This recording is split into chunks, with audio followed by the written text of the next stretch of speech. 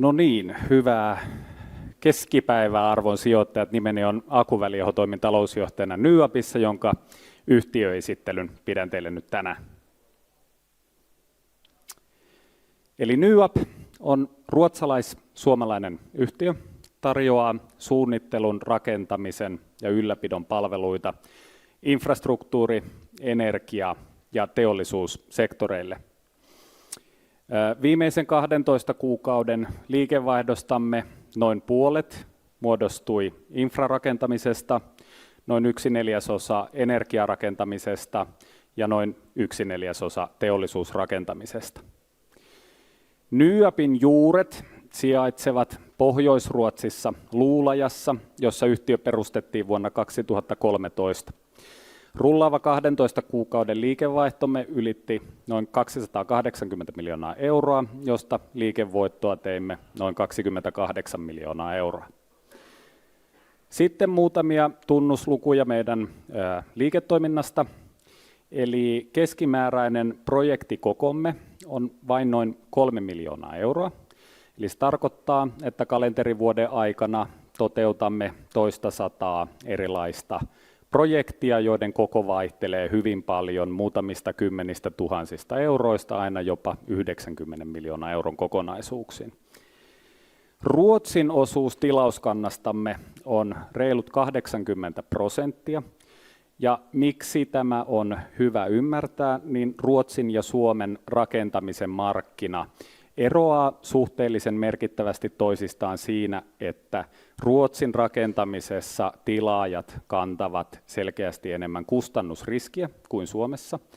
Ja lisäksi Ruotsissa suositaan enemmän tällaisia yhteistyö- kautta allianssisopimuksia. Ja lisäksi noin 70% liikevaihdostamme tulee julkisen sektorin asiakkailta. Ja tosiaan konsernin liikevaihdosta noin 70% muodostuu siis Ruotsissa ja noin 30% Suomessa. Miksi sitten sijoittaa NYABiin? Eli toimimme houkuttelevilla kasvumarkkinoilla, jotka omaavat vähäsyklisempiä piirteitä. Meillä on valtuuttava korkean suoriutumiskyvyn kulttuuri ja siitä todisteena toimialan johtava kannattavuus. Meillä on vahva kasvun track recordi ja meillä on mahdollisuus myös hyödyntää kasvun jatkuessa meidän liiketoimintamallia.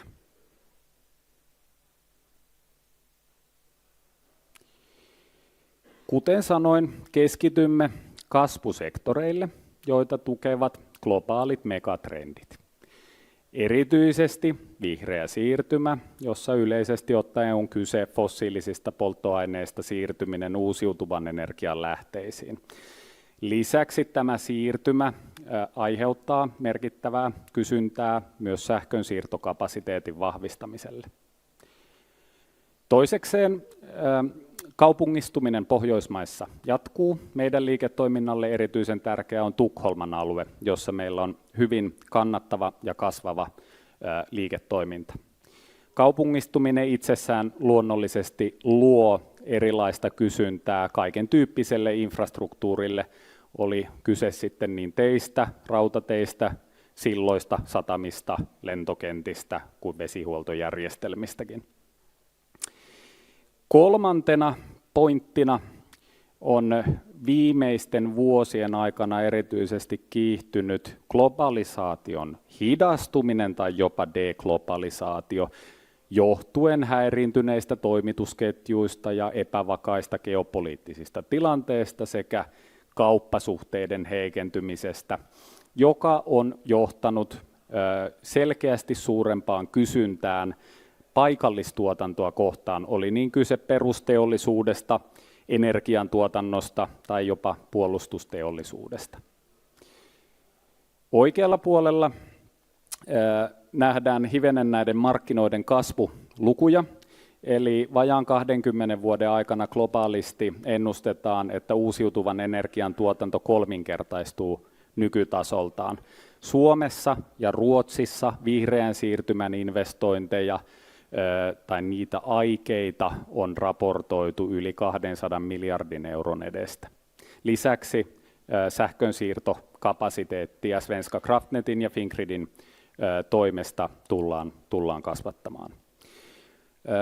Sitten ehkä vähemmälle huomiolle jäänyt julkisen infrastruktuurin suunnitelmat, eli varsin vakuuttavia kasvulukuja löytyy myös niin Suomesta kuin Ruotsistakin siitä, että minkälainen on ennustettu julkisten infrastruktuurisijoitusten kasvu. Ruotsissa jopa 15% vuositasolla. Tässä kuvassa esitetty niin sanotusti lihaa luiden ympärille, eli olemme toimialan kannattavin yhtiö. Viimeinen 5 vuoden liikevoittomarginaalimme on ollut noin 10%, kun taas sitten perinteisemmät rakennusyhtiöt ovat kyseisellä aikajänteellä jääneet noin 3% marginaaliin. Meitä lähimmäksi ovat päässeet insinööri- ja suunnittelutoimistot noin 8% liikevoittomarginaalilla. Oikeanpuolimmaisessa kuvaajassa esitetään se, että me keskitymme korkeamman lisäarvon palveluihin, ja tämä käytännössä tarkoittaa sitä, että toimimme hyvin pitkälti projektinjohto-ominaisuudessa rakennushankkeissa. Meidän liikevaihto per työntekijä viime vuonna oli noin 660 000 €, joka on selkeästi enemmän kuin verrokeillamme. Sitten hivenen historiaa, eli vuosien 2014 ja 2022 aikavälillä olemme kasvaneet liki 50% vuotuista vauhtia, samalla pitäen hyvän kannattavuustason läpi vuosien. Tälle vuodelle ennustamme, että kasvu jatkuu, mutta liikevoittomarginaalimme tulee hivenen heikkenemään edellisvuoden tasosta.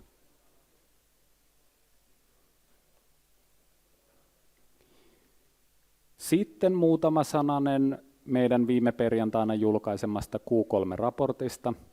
Eli raportoitu liikevaihtomme laski hieman vertailukaudesta, mutta kiintein valuuttakurssein laskettuna se nousi noin 4%.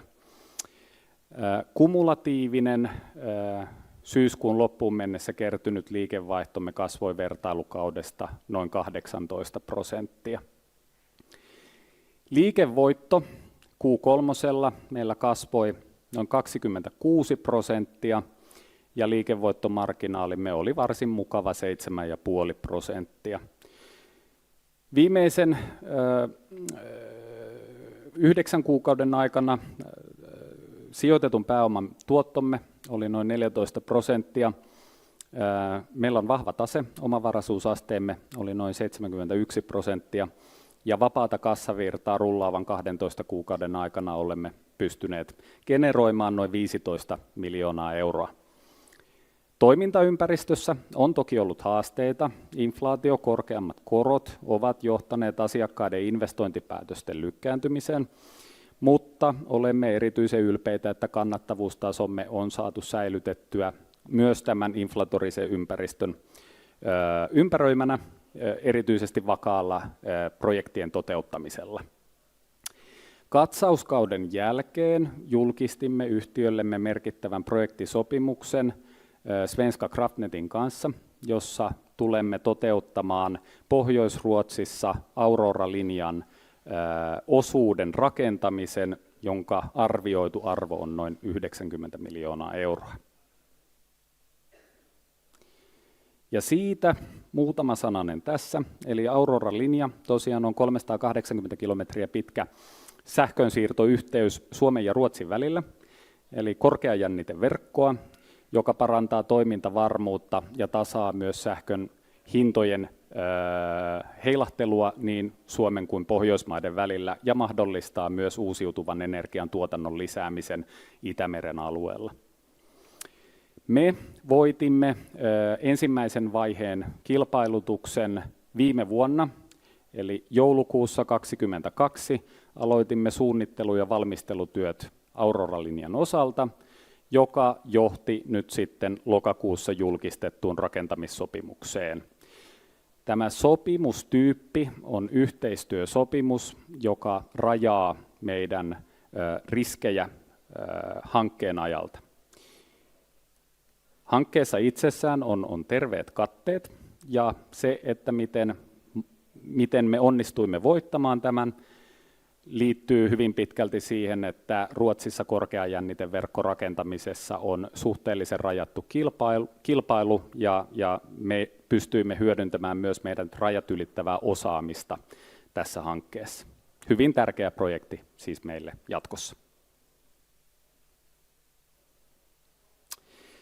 Ja sitten vielä viimeisimpänä, mutta ei vähäisimpänä, muutama sananen meidän syyskuussa julkaisemasta suunnitelmasta aloittaa kotipaikan siirto ja listauksen vaihto Suomesta Ruotsiin. Eli päätavoitteina tässä yhtiötason kehittämishankkeessa on ollut se, että pyrimme parantamaan meidän osakkeen likviditeettiä, saavuttamaan kaupallisia hyötyjä sillä, että emoyhtiömme siirtyy Ruotsiin lähemmäksi suurimpia asiakkaitaan, parantaa meidän pääsyä pääomamarkkinoille ja viimeisimpänä, mutta ei vähäisimpänä, mahdollistaa, että tämä on mahdottoman vaivaton siirto nykyisille osakkeenomistajille.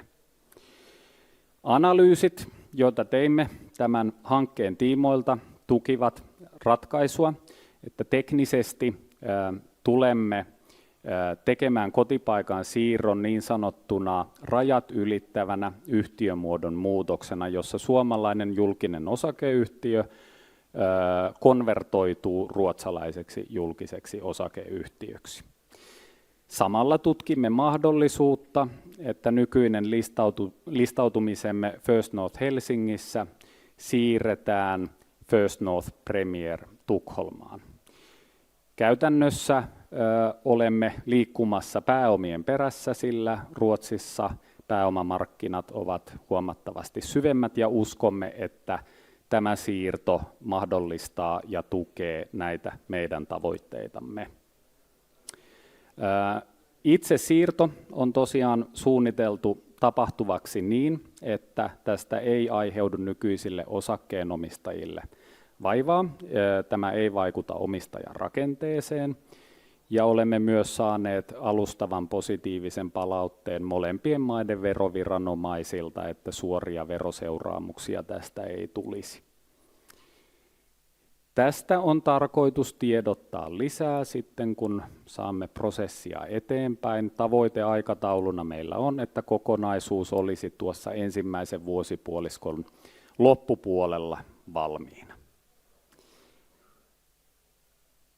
Ja tässä oli lyhykäisyydessään NYABin yhtiöesittely, ja meidän standihän tosiaan sijaitsee tuolla lounasravintolan vieressä, niin siellä jatketaan sitten mielellään keskusteluja aiheen tiimoilta. Kiitos.